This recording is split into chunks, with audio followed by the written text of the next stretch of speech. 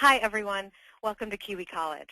I'm Sarah Smith, the editorial director of Kiwi, and I'm so glad you could all join us for today's presentation, GMOs, what they are and why you have a right to know.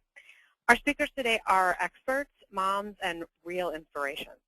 Robin O'Brien is a renowned advocate for children's health and the founder of Allergy Kids.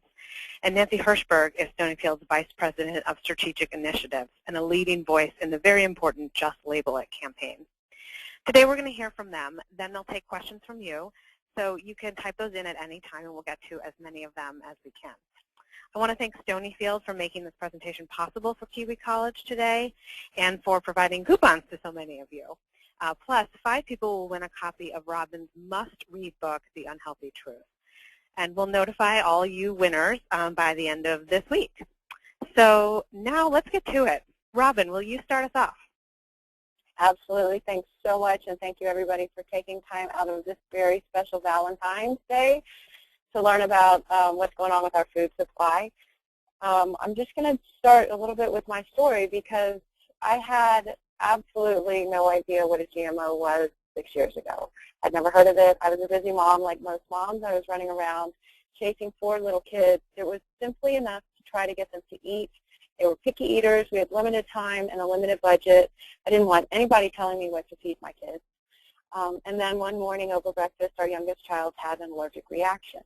And I've shared the story before, but truly that morning it was tubes of blue yogurt and instant waffles and scrambled eggs. I didn't know how to cook. And as most moms know, just simply getting kids fed in the morning is enough of an act itself. And as her face started to swell shut, you know, I was so unfamiliar with what food allergies looked like, with what was happening to that little girl, that I turned to the older 3 and I said, you know, what did you put in her face?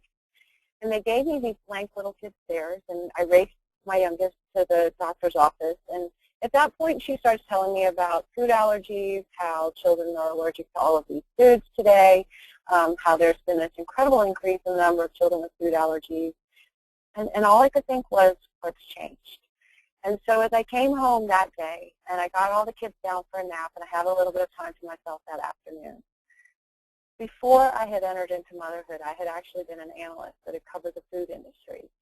And so every single analytical gene in my body went off that day. And I wanted to know, you know, what is going on with the health of these children? Why are we seeing so many children that are allergic to foods today when very few of us knew anybody that had a food allergy when we were kids? And so as I sat down, I wanted to look at the data because truly, in all honesty, the whole food allergy thing, I had sort of rolled my eyes at that. I thought, you know, nobody had these when we were kids. Why are all these people suddenly talking about food allergies? And so I wanted to see data. I wanted to see statistics. And that morning, 6 years ago, I learned that 1 out of 17 kids under the age of 3 then had a food allergy. I also learned that there had been a doubling of the peanut allergy from 1997 until 2002. I also went on to learn later that according to the Centers for Disease Control, there had been a 265% increase in the rate of hospitalizations related to food allergic reactions. So that was doctors actually checking people into the ER. That wasn't some mom diagnosing it. That wasn't somebody talking about it to a friend. That was doctors checking people into the ER for food allergic reactions. And so as I kept digging into this research, you know, I needed to know, well, what exactly is a food allergy? Well, a food allergy is when your body sees food as foreign, and it basically launches an inflammatory response to drive out that foreign invader. And in some cases, that response can be watery eyes, itchy nose, you know, hives, but in some cases it can be life-threatening because it's when your body sees those food proteins as foreign. It doesn't recognize them, and it wants them out of its system. And as I kept learning more and more about, you know, the way a child's body was reacting to food as foreign, to me it just begged this question, you know, what's in our food? Is there something foreign in there that wasn't there when we were kids? And I don't think anything really could have prepared me for the answer that I found because I certainly wasn't looking for it at the time.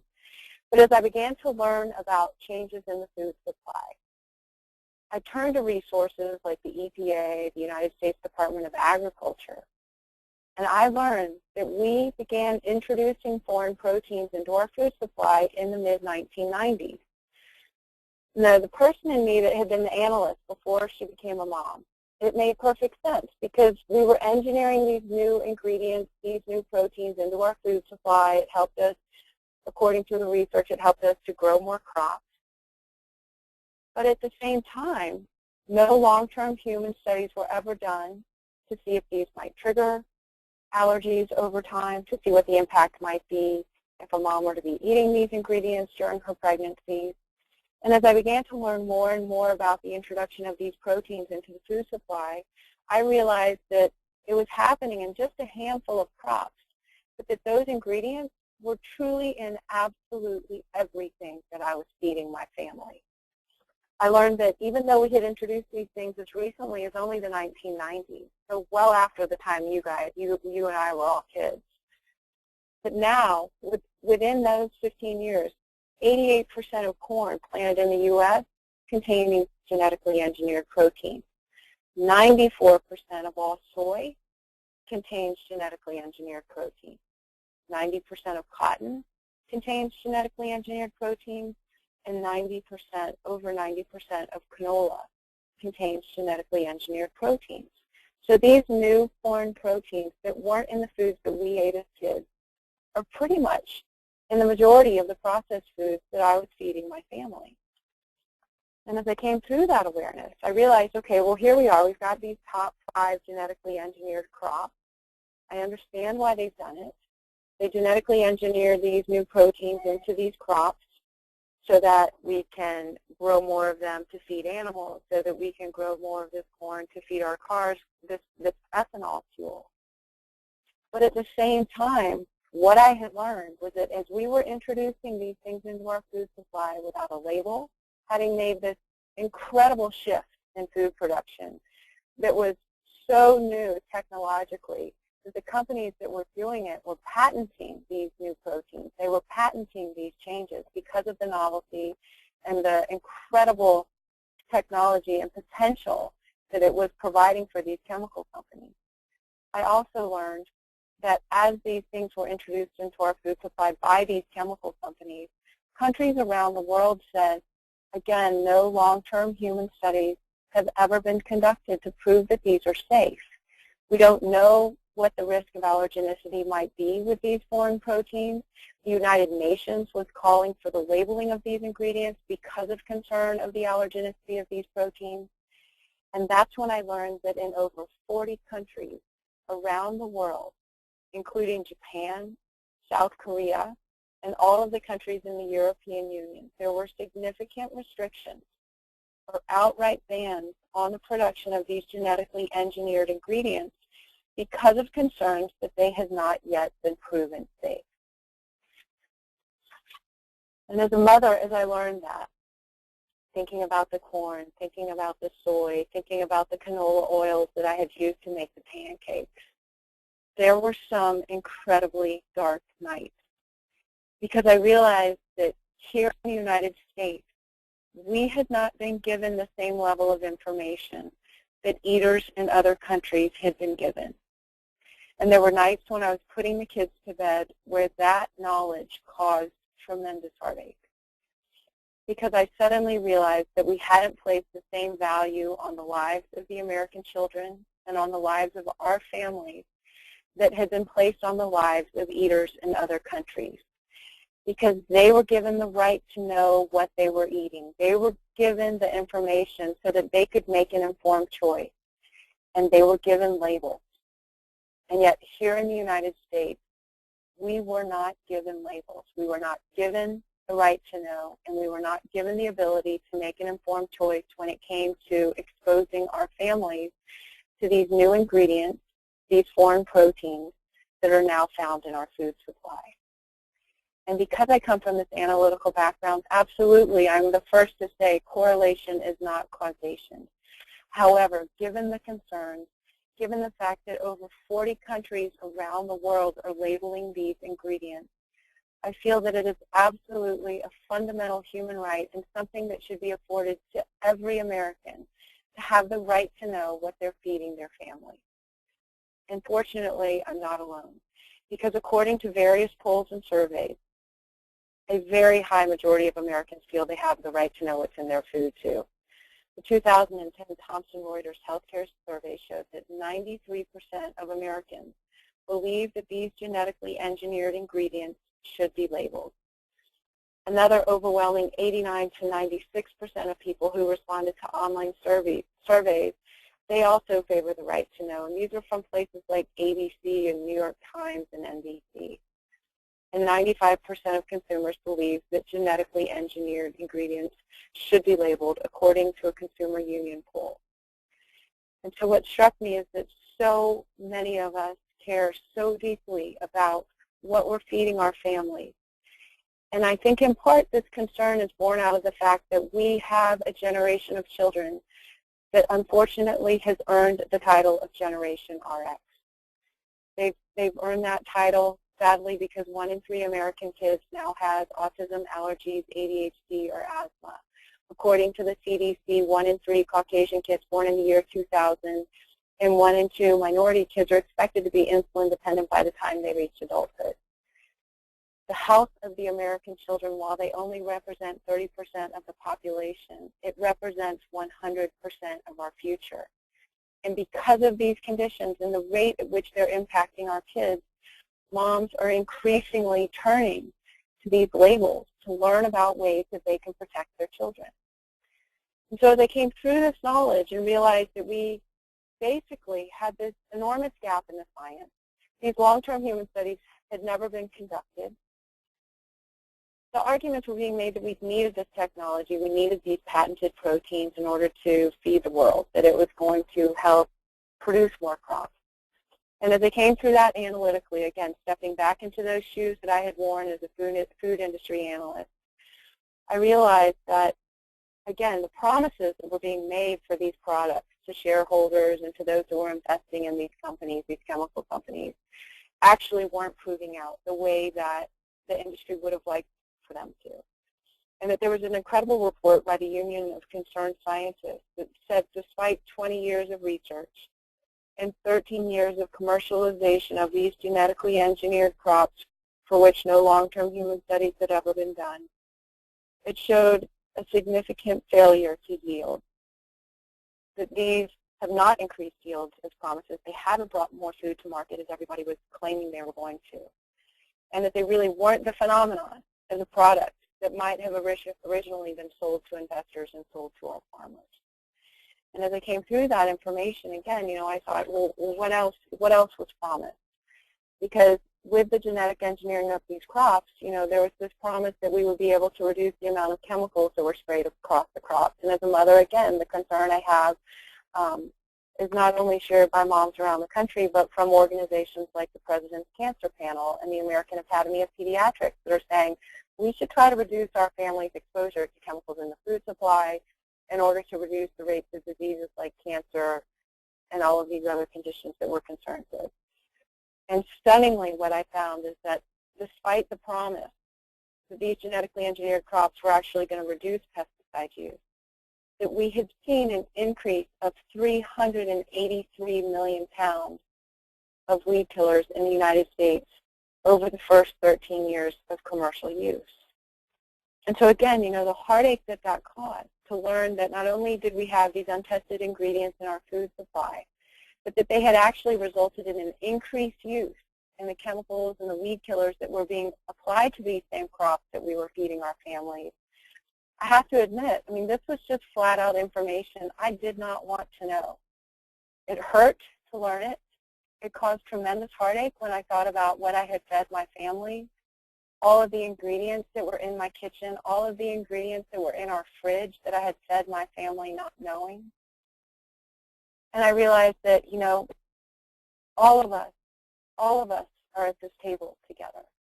And I thought about the FDA and the fact that they were limited in their ability to conduct this research because the only research that they had access to were the studies that were being provided to them by industry. Because these ingredients are patented and industry claimed that independent studies, that somehow threatened the intellectual property. And so there was this incredible control over the research by the industries and the chemical companies that were bringing these products to market. And so the FDA, to a certain extent, had their hands tied too. And as I thought about this, I thought, We are a national family, all of us, sitting down at our national dinner table together. And is this the kind of food system that we would choose? One that doesn't have transparency, one that doesn't have accountability. Because right now the industry is able to claim there's no evidence of harm. Well, they're able to say that because there are no labels. And without labels, there's no way to trace this evidence. There's no way to account for this evidence. And so with no labels, there's no liability, which is why the labeling of these ingredients is so incredibly important as we continue to look for ways that we can protect the health of our children, to protect the health of our families. And as I thought about this system, this questioning of the system, the fact that there were these ingredients that had never been proven safe, the fact that the FDA was limited in the sense that they were provided these studies which were funded by industry, you know, I thought, we're not the first generation of moms to go through something like this. My grandmother is 100 years old, and I talked to her about it. And we realized the same thing that she went through about tobacco and the tobacco industry and doctors that were truly the spokespeople for the tobacco industry and cigarette manufacturers is the same thing that we're going through today. Is that, you know, as we learn more, we realize that not all of the evidence was put on the table. And that however well-intended something might be, sometimes there are these unintended consequences. And just as doctors marketed cigarettes decades ago to our grandmothers, we've since learned, and those products now carry warning labels. And so as I came through that, I realized just as our grandmothers did it, moms today absolutely hold the key to change. The U.S. Census estimates that there are 82.5 million mothers of all ages in the United States, and that our buying power tops $2.4 trillion annually.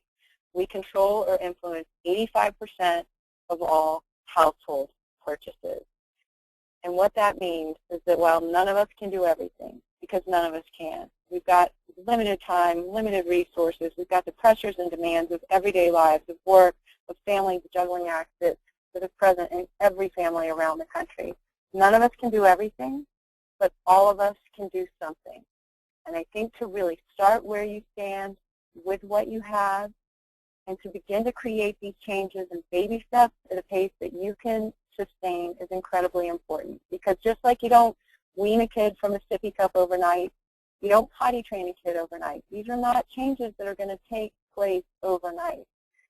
And to really focus on the fact that this is about progress, not perfection, and to really emphasize not making the perfect the enemy of the good. And so to really begin by saying, you know, this is an enormous opportunity to create change. We have a food system that even those in the food industry say, you know, we wouldn't choose today. That doesn't mean this has to be the food system that we have tomorrow. Over 40 countries around the world have either banned or labeled these ingredients in the food supply because of health concerns. We can do the same thing here. We have incredible potential as a generation. We have incredible resources with online tools and social media and the ability to start blogs, the ability to teach our communities, to teach our schools, and to teach our families about ways that they can protect the health of their loved ones just the way families and over 40 other developed countries have been doing since the introduction of these ingredients. And I think, you know, as overwhelming as it might seem sometimes, I think what is going in our favor is that science and studies are beginning to come out around the world saying exercise precaution when it comes to the use of these ingredients in the food supply. Several National Academy of Science studies have affirmed that genetically engineered ingredients in crops have the potential to introduce new toxins and new allergens into our food and into our environment. Allergies to corn and soy have more than doubled since genetically engineered versions of these crops were introduced into the food supply. And again, correlation is not causation. However, without labels, we have no way of knowing what this is doing to our families, what it's doing when we're pregnant when we're eating these ingredients, and we have no way of making an informed choice. There are no mandatory human clinical trials of genetically engineered crops. No test for carcinogenicity, which means any cancer-causing harm that might occur. There have been no tests on the harm that these might cause to fetuses, no long-term testing for human health risks, no requirement for long-term testing on animals, and there's limited testing for the allergenicity of these foods. There have been no large-scale studies of the possible impacts of the consumption of genetically engineered ingredients on human health. And so it is for that reason that I am absolutely 100% behind the labeling of these ingredients. The health of our families is too important. The United States already spends more managing disease and on healthcare costs than any other country in the world. We cannot afford to continue to spend managing disease when we need to be putting our best foot forward on the global stage. Our global competitiveness is truly at stake, and there's so much that we can do to protect the health of our families if we have the information and we have the ability to make an informed choice. And so for that reason, I am so honored and so excited to be introducing you to the work of Nancy Hirschberg. She has been an incredible advocate for the labeling of genetically engineered ingredients, and she is one of the visionaries behind the Just Label It campaign. And so with that, I will turn it over to Nancy.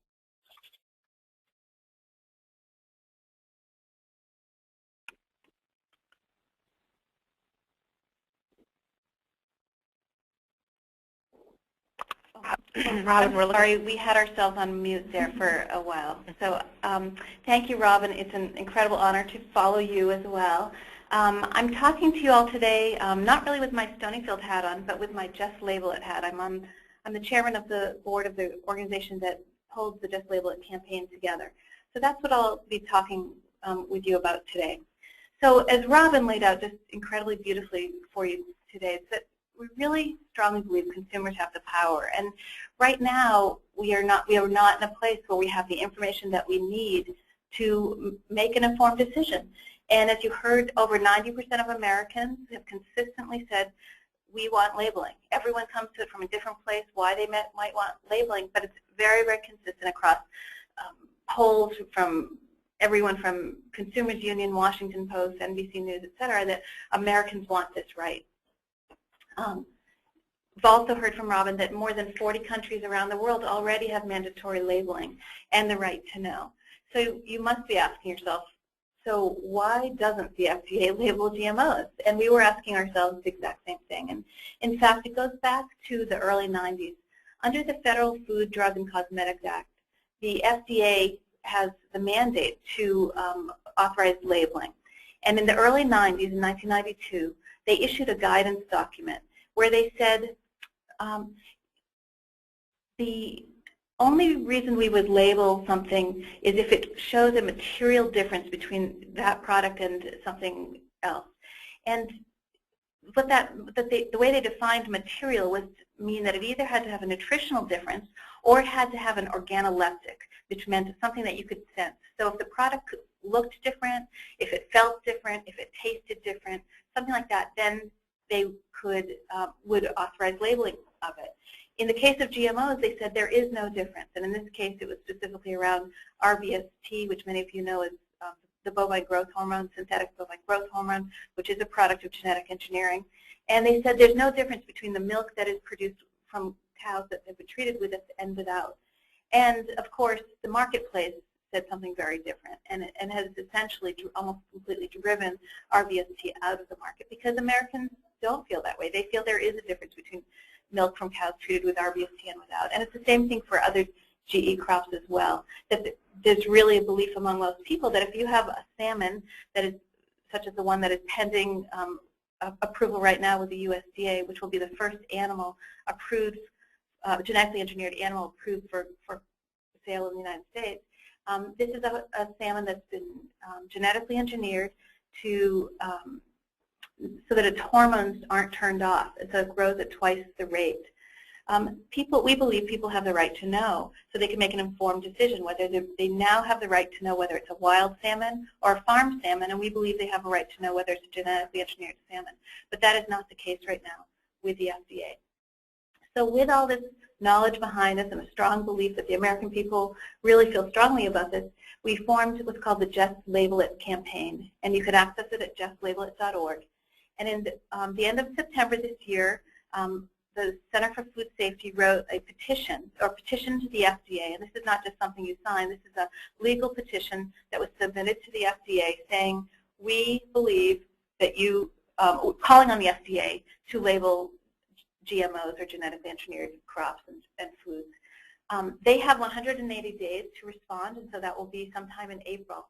And what the campaign has been doing is trying to drive comments, more comments than they've ever heard from the American people, to let them know that this is an issue of great importance to Americans. So we put together a coalition that now, just last week, we reached over 500 partners, everyone from consumer advocates and farmer organizations, concerned parent groups, environmentalists, food and farming groups, businesses, faith-based community, I mean, just all different people from all different walks of life, all coming together to say, we believe in the consumer's right to know. And so far, this campaign has generated over 600,000 comments, which is fantastic. Our goal is to blast the FDA with comments that hopefully exceed 1 million before the comment period closes. So that brings us to what you can do. We have a unique opportunity this week, which is, some of you may have heard of signon.org. It is a part of the moveon.org site. They have we posted there a petition this week to try and drive more comments to the FDA. And if you go to signon.org, click on the petition, you can send in your comment directly into FDA, but in addition to that, there's a way for you to forward it to your friends. And what we really need right now is this final push to drive to 1 million people by the spring. Now, normally, I would send you to the Just Label It site to do this, but because MoveOn has the potential to reach so many millions and millions of people, we suggest that you go there this week. If we get a big show at the signon.org site this week, they'll consider sending it out to their 5 million people, which would be absolutely incredible for us. But if you go to that site, you actually will not be entered into our system to get updates on this campaign. So I also recommend that you go to the Just Label It site, and you can sign up to receive our email updates, where it will keep you informed on how the campaign is going and other information on other things that are happening in the world of GMOs. So with that, you know, it really comes back to the right to know. This is my little sweetheart. She's a lot bigger right now, but the only good picture I had for today. There are a lot of reasons why people feel strongly about GMOs and the right to and the need to label. For some people, it's religious, and that's why the faith-based groups are involved in this coalition of Just Label It. For many people, it's environmental, or it could be about health or safety for their family. And maybe for some people, they don't have a problem with GMOs, but they just believe that as Americans, we have a right to know, because there is a difference between a genetically engineered salmon and a non-genetically engineered salmon, and the FDA should provide that opportunity for people to make an informed choice. So I encourage you to go to signon.org and take action if you care passionately about this, and spread the word to everyone you know to drive comments and help us get the word out there. So with that, I'll turn it back over to Sarah, and who will probably take some Q&A. Great. Thank you so much, Nancy. And Robin, thank you, too. This has been really interesting information for us to be taking in and processing, and great to know that there's something we can actually do when you start hearing that there's, you know, something concerning in our food. So, you know, we have some questions coming in from our audience, and audience, please, if you type them in at any time, and now, well, you know, we'll see them as they come in, and I'll ask as many of them as we can to these guys. So let's start with one that came actually earlier on while you were talking about GM foods, Robin. You pointed out that soy is one of the top 5 genetically engineered foods, but this audience member says, oh, but I thought soy was good for you. So what, am I not supposed to buy it? I mean, I think that's sort of the next sort of part of the question. Should she not buy it at all? And I think some of the stuff we're talking about labeling it is an issue here. But can you address that a little bit, the soy issue? Yeah, absolutely. That's a great question. And I think, soy is one of the top 8 allergens. So the pediatricians, it's one of the top 8. So if you have young children, babies, the pediatricians will say, you want to make sure you're avoiding exposure to allergenic foods early on in those early stages. And I think what's fascinating is we tend to get that at our doctor's offices, and the the food agencies there, again, they say, children under the age of 12 months shouldn't be exposed. The French food agency, they also issue warnings, again, and it's really around the allergenicity of these foods. That's one issue. The genetic engineering introduces a whole nother issue. And I think diet is very much like religion. It's not one size fits all. So you can't say is anything good or bad. I mean, it's different strokes for different folks. I think what is fascinating is that there were endorsements of soy early on, and that those endorsements by some of these organizations that you probably have in the back of your brain, those endorsements have actually been withdrawn. And so again, it's really, you've got to go into this. You've got to get all the information, because the food industry, their job is to sell food. So they may or may not be forthcoming with all of the information you might need to make an informed choice to protect the health of your family. And so if soy is part of a balanced diet, that's one thing. Where I tend to focus is the genetic engineering of soy. And that, again, there were no long-term human trials done. There actually was one study done in the UK when genetically engineered soybeans were introduced, and it showed this incredible increase in the rates of allergies.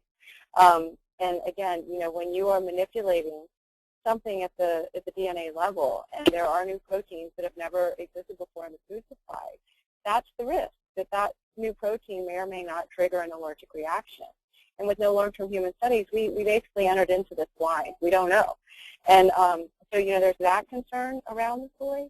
And then on top of that, the reason they genetically engineered that protein into the soybean in the first place was so that they could saturate it with more weed killers. So you kind of got this double whammy going on with the genetically engineered soybean.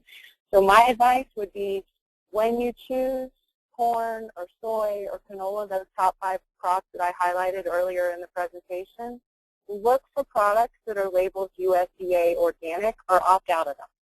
Because by law, the ones that are labeled USDA organic by law are not allowed to contain these genetically engineered ingredients that have been saturated with these weed killers. And so, initially I thought, well, those products are so expensive. Well, actually, there's reasons for that, and it's because they have this higher standard, and those farmers actually are not getting the same federal support as well. But that's a whole nother webinar.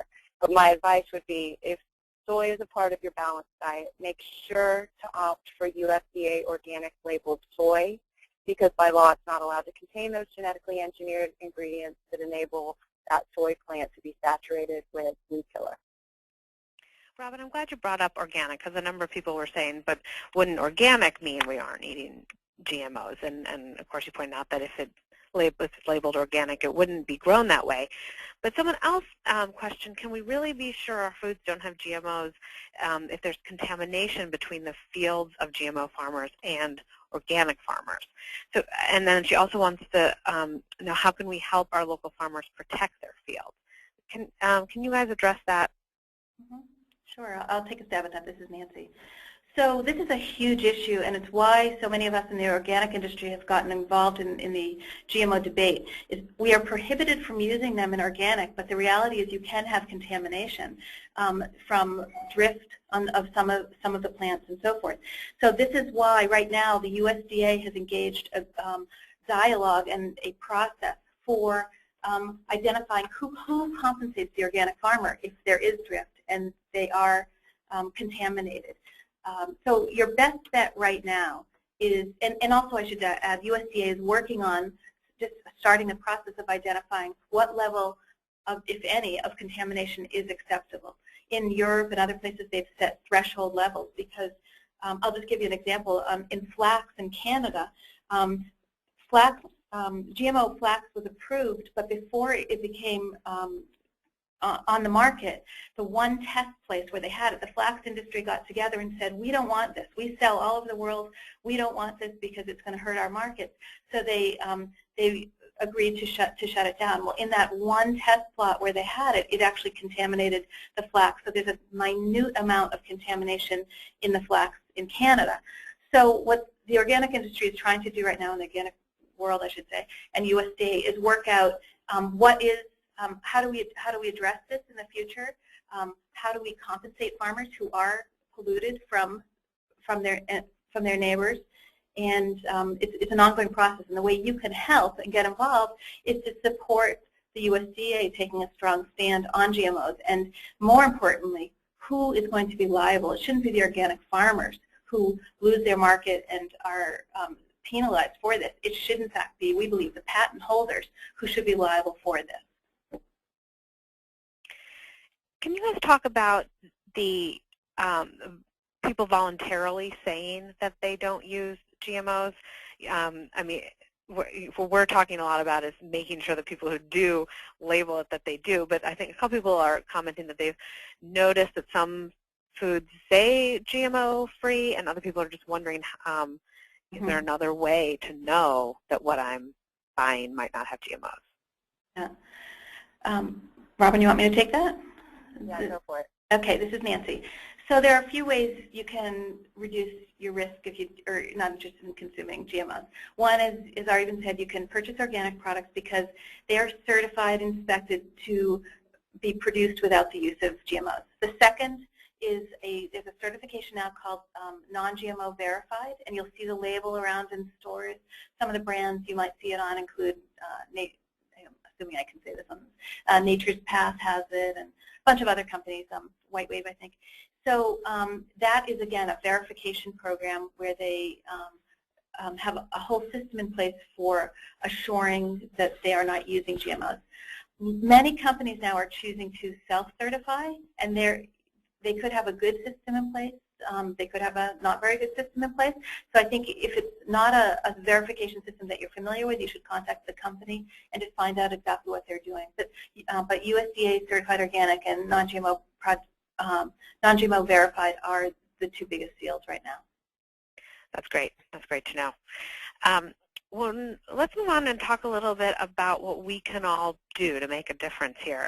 One person has a real specific question. When you go to signon.org, is there anything in specific we should search for or look for on that site? Will it be clear where to go? Yeah, on signon.org, just found out today they put it on the front page. There's 5 petitions listed right there, and one says, tell the FDA to label genetically engineered foods, and that's the one. And it's a letter from Gary Hirschberg and Eric Schlosser. Great. And then we have another person who says, what else can I do besides sign a petition? I'd love to brainstorm and hear some more ideas. Can you guys talk a little bit about our power here and what else we can do? Yeah, this is Robin, and I think probably one of the most important things that anybody can be doing right now on any issue is believing in their ability to affect change. And sometimes that means surrounding yourself with people that are going to encourage you, who are going to stand by you, because there are always going to be naysayers. There are always going to be people that roll their eyes. And to really surround yourself with the kind of people that are going to encourage you, that are going to say, hey, this matters to the health of my family too, so that you find a friend so that you can begin to make these changes together. And I think that's incredibly important. And then it's really just don't forget how much of an ability you have to create this change, and that we can all do it in all different ways. And we all have these amazing skill sets and talents and expertise, and that's why we're here, because each one of us is different. And when you lend that individual expertise and skill set to something that you're passionate about, like protecting the health of your family, you will create extraordinary change beyond anything you could ever imagine. And I think, if you want to start with a blog, WordPress.com is amazing for starting blogs. Start a little blog, and then you can share it with your mom and your sister, and before you know it, you're sharing it with hundreds of people, if not thousands and more. There are ways that you can build book groups. You can start a book group and, get people talking about these different books, and get them, talking about the fact that here we are today. We've become so disconnected from where our food actually comes from, and really, almost food illiterate, and that there's so many of us that are in that place. And how can we come together and really begin to relearn what's in our food supply and the best ways that we can to nourish our families? I think that there are incredible opportunities in the school system right now. When you look at the number of children that are dealing with allergies and the number of kids that are dealing with ADHD, there are so many parents that are dealing with issues around these conditions in the school system. and to really find each other, and again, to find those friends and come together as a group. There's so much that you can do, and you can begin these educational talks at your own schools or in your own offices. You can find local doctors and local pediatricians that are willing to say, yeah, food matters. It really matters. And then from that community, you really start to create this change. I'd just like to tag onto that a little story for you. Well, first of all, on the justlabel.org website, there is a section called, I think it's called What You Can Do, and there's 8 different things that you can do. But this is a story from my brother Gary, who is our chairman. On his 30th birthday, it was right around the time Stonyfield just started, and we were trying to get into Bread and Circus in Boston. It was the precursor of Whole Foods. And on his birthday, he said to his friends who were gathered, maybe 20 or 30 friends, if every one of you would just go into the store and tell them we want you to carry that Stonyfield yogurt. And a week later, Gary got a call from Bread and Circus saying, I don't know what you've done for advertising or something, but everyone's asking for your product. We were in the store the next week, and we were the #1 product 2 weeks later, and ever since then in Whole Foods, we've been the #1 yogurt in their store for over 20-some-odd years. So I don't think people realize the power they have at the grocery store. No one asks their dairy manager, or no one asks their manager or tells them how they feel about GMOs. If they had 10 people tell them how they felt about GMOs, it would have a huge impact. So use that power as a consumer. When you run into friends in the supermarket, have them go talk to the manager, et cetera, and just let them know that you want options in the store. I just want to share a couple of comments that some of our listeners are saying. One of our listeners, Pat, says, if we all work together, it is amazing what changes can be made. That's so true. And then someone else named Cheryl points out that it's not only the food industry that needs to be pressured, she says, but politically the lobbyists that fund the political arena and influence how the FDA approaches these kinds of issues are a factor. And that's why she thinks that just label it is so crucial, and that consumers are becoming more aware. Are there other similar support organizations that that Cheryl here or everyone else should be looking at? Boy, it's a great question. It's a great comment. I can't offhand think of them. There's a lot, what's so unique about Just Label It is that it's a coalition of so many different groups coming together and that's, I think, is key, is that so often our groups work separately, and by coming together, we have a much louder voice. So offhand, I can't think of other places where that, although the power of blogs, of course, is unbelievable. So. Well, that's great. Yeah, and I think too, we're starting to see it from state senators, again, to really reach out to these people, connect with them, because they are parents, they have kids, they've got parents themselves, they share this concern. And again, as Nancy mentioned, this is truly born out of the love that we have for our families and the fact that we don't want to see them suffering or sick, and we want to be able to make an informed choice when it comes to feeding them, because we know this incredible power that food has. And what's so fascinating is it's states like North Carolina and Georgia and Texas, where the state senators are saying, hey, I'm a dad, I'm a mom too, and we believe that our family should have the right to know what they're eating. And so again, it's really because of where we are today and the fact that all of these countries are so far ahead of us with their labeling campaigns, they're so far ahead of us in exercising precaution, really that leaves an enormous opportunity for so many people to step in and become part of this solution, at the local level, at the state level, to sign on to the petitions, to educate your schools and your communities. There are so many incredible opportunities to create change. I would just like to add to that, too, that before I got involved and we formed the Just Label It campaign, I was one of those people who, received these petitions all the time, and I really had petition fatigue and thought, oh, what does it really matter if I click on this or not? And ever since I've been involved in this, I've completely changed my perspective, because we have seen the impact already. We could barely get time talking with the media before this campaign, before we hit 500,000 people. We could barely get a conversation with the White House. Now they're calling us. It has an enormous impact for these petitions to have a lot of Americans behind it. So I really encourage you, the simplest thing you can do is just click, when those things come by, click and forward them on to your friends, because they really are making a difference, certainly in Washington. That's really great to hear. Really inspiring to hear that the things that we see like that people are listening. People like you guys are putting it all together and listening and getting that out there. So thanks for the inspiration on that. That's great. We are just about at the end of our time here that we have allotted today, and I'm so glad that we had so many great people asking questions, and I hope this conversation will continue on justlabellit.org and on Facebook and everywhere that we're all talking about these important things. Nancy and Rob, are there any final messages you'd like to leave us with before we wish everyone a good day?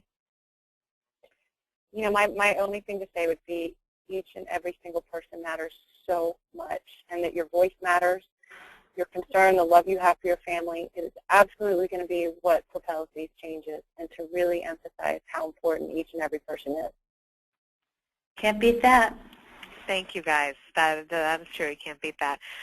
Thank you, Nancy and Robin, for being here today. And